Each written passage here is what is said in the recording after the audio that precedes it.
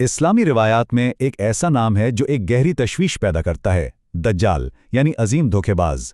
کہا جاتا ہے کہ یہ ایک ایسی شخصیت ہے جو قیامت سے ٹھیک پہلے ظاہر ہوگی، اور اس کے پاس ایسی طاقتیں ہوں گی کہ وہ پوری کی پوری قوموں کو گمراہ کر دے گا، خدائی کا دعویٰ کرے گا اور خود ایمان کی بنیادوں کو چیلنج کرے گا۔ تو آخر یہ دجال ہے کون، اور اس کی کہانی آج ہمارے لیے کیا معنی رکھتی ہے؟ آئیے اس فریب کے پردے کو ہٹا کر دیکھتے ہیں۔ تو دجال کو انسانیت کے لیے سب سے بڑی آزمائش کیوں مانا جاتا ہے؟ اس لیے کیونکہ یہ ایک ایسا فتنہ ہے جسے ایمان کو اس کی جڑوں سے ہلانے کے لیے بنایا گیا ہے۔ اس کا مقصد صرف گمراہ کرنا نہیں، بلکہ سچ اور جھوٹ میں فرق کرنے کی ہماری صلاحیت کو پرکھنا ہے۔ اچھا، اس عظیم دھوکے باز کو سمجھنے کے لیے ہمیں سب سے پہلے اس کی شروعات اور اس کی اصل پہچان کو جاننا ہوگا۔ آخر یہ شخصیت ہے کیا چیز؟ اس کی پہچان تو اس کے نام میں ہی چھپی ہوئی ہے۔ لفظ دجال عربی کے لفظ دجل سے نکلا ہے، جس کا سیدھا سا مطلب ہے دھوکہ دینا یا جھوٹ کو سچ بنا کر پیش کرنا۔ تو یہ نام شروع سے ہی بتا دیتا ہے کہ اس کے کردار کی بنیاد کیا ہے، یعنی فریب۔ شیعہ اسلامی روایات میں، جیسا کہ الکافی جیسی کتابوں میں ذکر ہے، دجال کو ایک واحد بری نیت والی شخصیت کے طور پر بتایا گیا ہے۔ اس کا ظاہر ہونا قیامت کی بڑی نشانیوں میں سے ایک ہے، اور اس کا اصل مقصد ایک بہت گہری روحانی آزمائش، ایک ایسی آزمائش جو کھرے اور کھوٹے کو الگ کر دے گی اور جو سچے مومنین کو کمزور ایمان والوں سے الگ کر دے گی۔ لیکن سوال یہ ہے کہ یہ آزمائش آخر دکھے گی کیسی؟ روایتیں ہمیں اس کی ایک بہت واضح تصویر دیتی ہیں، اس کی خاص نشانیوں سے لے کر اس کی ناقابل یقین دھوکہ دینے والی طاقتوں تک۔ روایات میں اس کی جسمانی پہچان کی صاف صاف علامات بتائی گئی ہیں۔ وہ ایک آنکھ سے کانا ہوگا، اس کی پیشانی پر لفظ کافر لکھا ہوگا، اور اس کا جسم کافی مضبوط اور روبدار ہوگا۔ یہ نشانیاں صرف پہچان کے لیے نہیں، بلکہ یہ ایمان والوں کے لیے ایک طرح سے وارننگ سائنز ہیں۔ دجال کے پاس بظاہر ایسی طاقتیں ہوں گی جو معجزے لگیں گی۔ وہ دولت، وسائل اور یہاں تک کہ قدرتی عناصر پر بھی قابو رکھتا ہوا نظر آئے گا۔ وہ بیماروں کو ٹھیک کرتا اور مردوں کو زندہ کرتا دکھائی دے گا، اور جنت اور جہنم کے دھوکے پیدا کرے گا، جس کی وجہ سے اس کا اثر دیکھتے ہی دیکھتے پوری دنیا میں پھیل جائے گا۔ لیکن یہاں سب سے اہم بات سمجھنے کی ہے، جیسا کہ الکافی کی یہ روایت واضح کرتی ہے، یہ طاقتیں خدا کی طرف سے معجزے نہیں، بلکہ انسانی ایمان کو آزمانے کے لیے بنائے گئے فریب اور دھوکے ہیں۔ اس کی سب سے بڑی طاقت اصل میں نفسیاتی ہوگی، جو لالچ اور تکبر جیسی انسانی کمزوریوں کو استعمال کرے گی۔ وہ ہمارے اپنے خوف اور ہماری خواہشات کو ہمارے ہی خلاف ایک ہتھیار کے طور پر استعمال کرے گا۔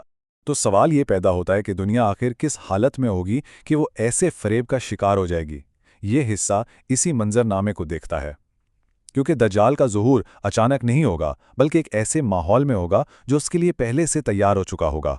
روایات بتاتی ہیں کہ اس کے آنے سے پہلے معاشرے میں اخلاقی گراوٹ، ناانصافی اور ظلم عام ہو چکا ہوگا، قدرتی آفتیں اور بے چینی ہر طرف پھیلی ہوگی، جھوٹے رہنما سامنے آئیں گے جو معجزے دکھانے کے دعوے کریں گے، اور مادیت پرستی روحانی قدروں پر پوری طرح حاوی ہو جائے گی۔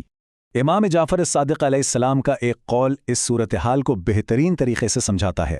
دجال اس وقت ظاہر ہوگا جب دنیا ظلم و ستم سے بھر چکی ہوگی۔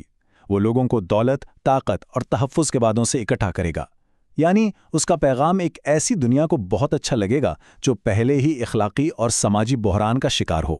تو پھر کون لوگ ہوں گے جس کے دھوکے میں آئیں گے؟ وہ لوگ جو ایمان کی قیمت پر دنیاوی فائدے چاہتے ہیں، وہ جو آسانی سے دکھاوے اور نام نہاد معجزوں سے متاثر ہو جاتے ہیں، اور وہ رہنما جو اخلاقیات پر طاقت کو ترجیح دیتے ہیں۔ دجال انسانی کمزوریوں کا فائدہ اٹھا کر اپنے پیروکار جمع کرے گا۔ لیکن یہ فریب اور دہشت کا دور ہمیشہ کے لیے نہیں چلے گا۔ روایات ہمیں ایک فیصلہ کن انجام کی طرف لے جاتی ہیں، جہاں سچائی کا سامنا جھوٹ سے ہوگا۔ شیعہ روایات کے مطابق اس آخری جنگ میں دو طاقتیں آمنے سامنے ہوں گی۔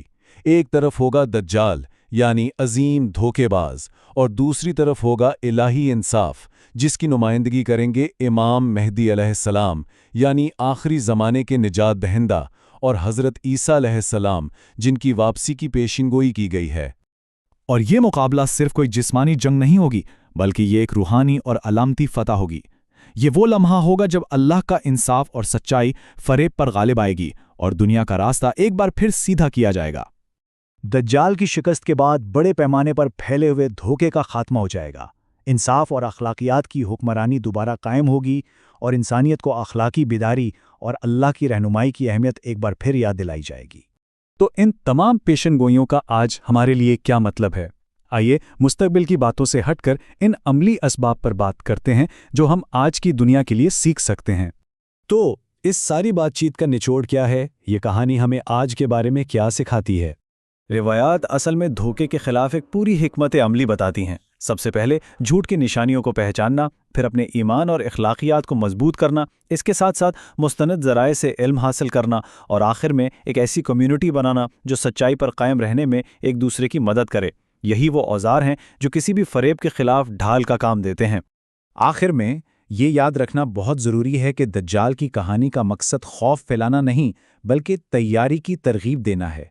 یہ بیداری، علم اور ثابت قدمی کا مطالبہ کرتی ہے۔ یہ ایک یاد دہانی ہے کہ دھوکہ ایک حقیقت ہے اور اس کے لیے ہمیں ہر وقت چوکس رہنا ہوگا۔